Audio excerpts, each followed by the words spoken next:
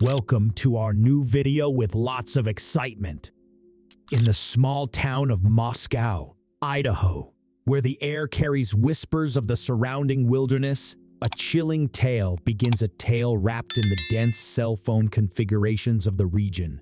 Our story revolves around a man named Bryan Kohberger, accused of a crime that has etched a harrowing mark on the tight-knit community.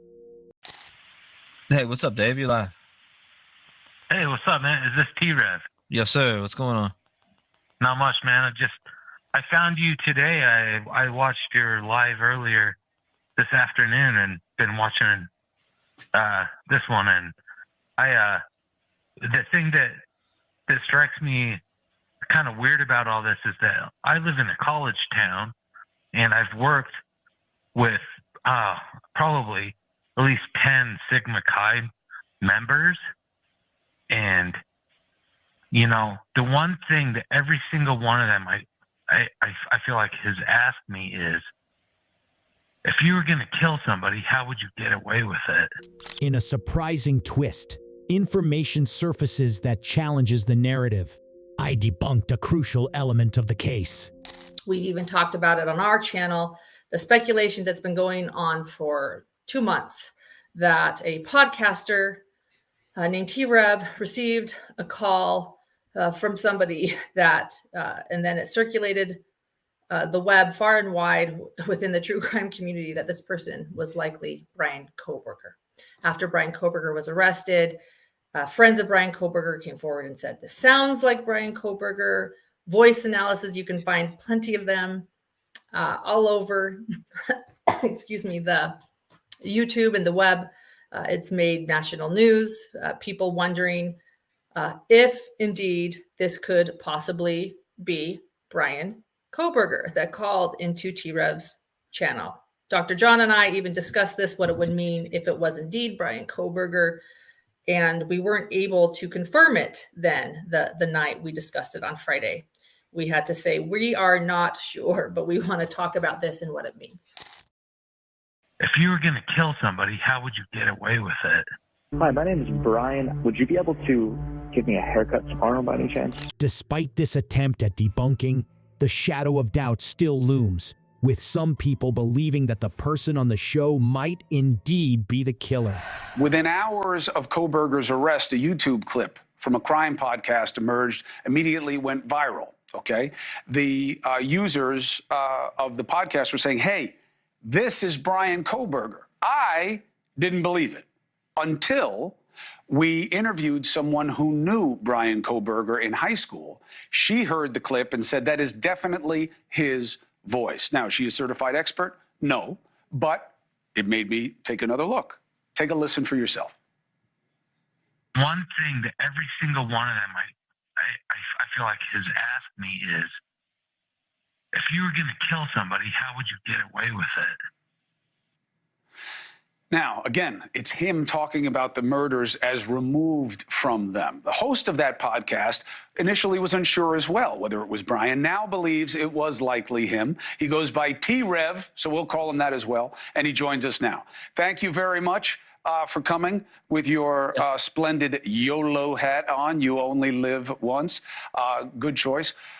So, Bryan Kohberger, you believe he called into the podcast. Why? I mean, with friends reaching out and saying, or people like her that spoke out that said that it's, you know, that's him 100%. I mean, without me hearing his voice, I'm like, you know, it's unconfirmed. But if you got friends that knew him and grew up with him saying it's confirmed, then I gotta say, hey, yeah, this is probably Bryan Kohberger. But, you know, I did send it into the FBI. I did clip that. I also went through 80,000 phone calls, found the number, sent it into the FBI as well, and they have that, and hopefully they get down to that information. Good. Do you know that they are in receipt of it? Did they come back to you at all? I know they have it. I've never got an email back yet. All right. Well, good. You did what you're supposed to do. Now, what struck you about the kinds of comments that this man made to you on the podcast? Oh, man. Why would 10 people come up and ask you how to get away with murder? I mean, make that make sense to me. Why would 10 human beings like ourselves come up and say, hey, how would I get away with murder? And that's nobody's going to do that. And realistically in life, who is coming up to me or you or anybody that is around us right now and asking us, hey, do you know how to get away with murder? Bryan Kohberger, a seemingly ordinary man, now stands accused, sending shockwaves through Moscow. But as our narrative unfolds, we find the defense challenging a fundamental aspect: the precision of cell phone tracking in this sparsely populated area.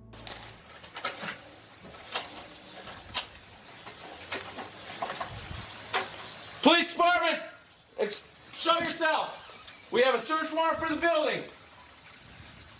Police department, show yourself. You're good, dude. Go back inside. Yep. No lights. No lights. Flashlights? Flashlights.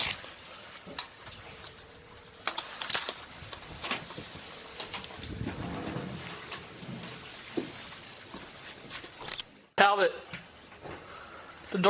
bedroom door is locked. You want us to boot it? Yeah. You need anything? Your clipboard? No, I'm good. Okay. He's got it.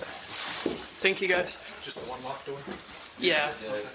And we didn't boot it because the keys actually worked. What? Oh, sweet. Oh, even better. It's locked because there's only one on. Later today, we're gonna. I'll talk later. Yeah. We're just gonna do a quick walkthrough, see what we can see. Are there lights on in there? There are some. Yeah.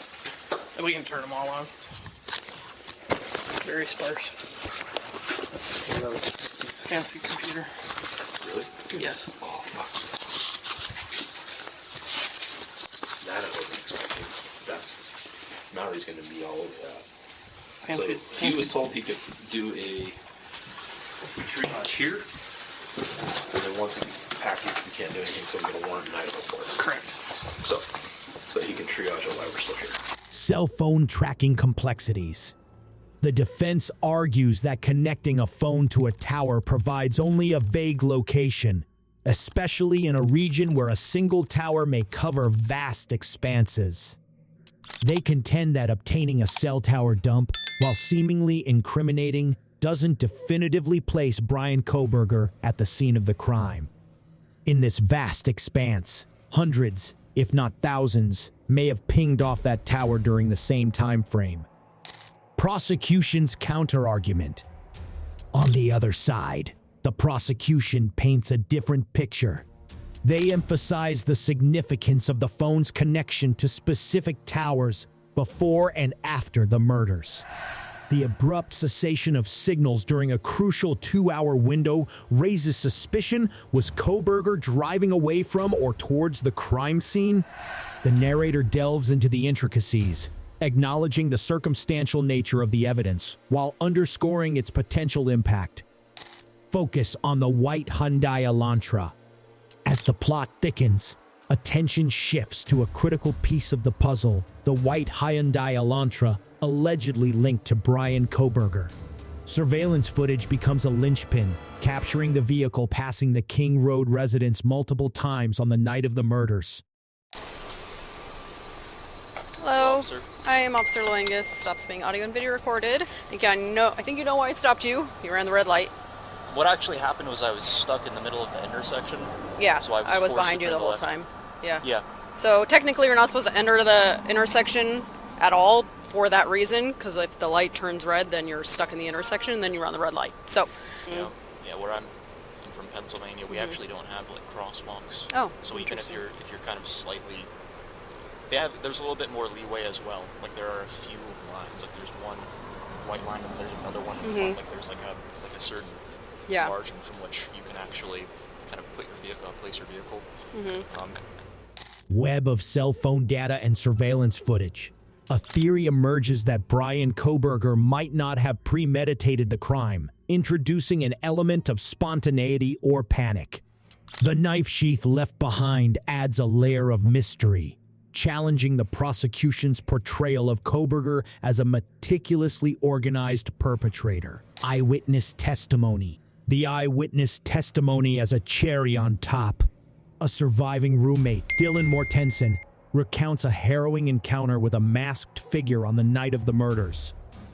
The description aligns with Bryan Kohberger's physical attributes, creating a captivating yet contentious piece of evidence. Dissection of eyewitness testimony. With a critical eye, the narrator dissects Mortensen's account, emphasizing its vagueness and the potential for bias.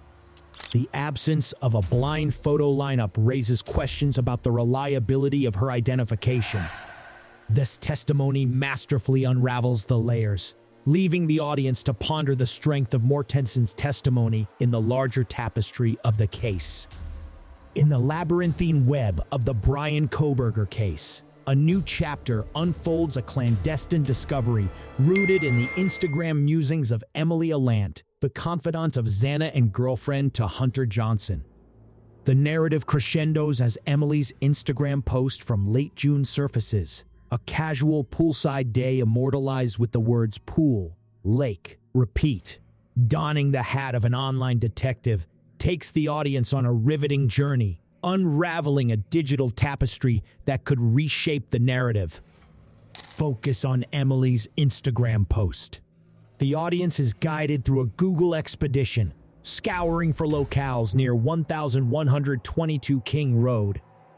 A tantalizing discovery emerges: the Grove at Moscow, an off-campus student enclave.